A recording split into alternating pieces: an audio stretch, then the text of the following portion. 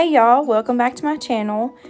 Today I'm just going to be moving my couch, cleaning the walls, and getting things just kind of cleaned up for when school starts back because it's a lot to do and I just want to get it knocked out and out of the way. I'm going to go ahead and apologize ahead of time for the lighting. It is not the very best. I don't have a lot of light coming through because I don't have a lot of windows. So I did the best I could with that. But also, y'all get to enjoy watching Frank, my dog, act a complete fool. So, if you are not subscribed to my channel, please do so I can put more videos out there. And if there's anything you would like to see more, also put it in the comments below. Other than that, y'all have a great day.